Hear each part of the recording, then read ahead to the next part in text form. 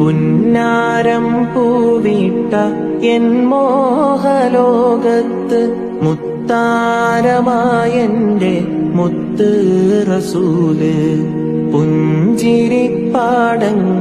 വിടരുന്ന നേരത്ത് ഇഷ്കും കൊണ്ടെന്നെ വാരി പുണർന്ന് അഭിലാഷം റൗള കാണുന്നതെന്ന അകതാരിലാശ പിരിയുന്നതെന്ന ആത്മഗതം ചെയ്യും ഓരോരോ രാവും ആഗമനം കാക്കും ഓരോരോ നിനവും ആതിര മിന്നുന്ന വെൺപൂമുഖത്തെ ഞാൻ കാണുന്നതെന്നാണ്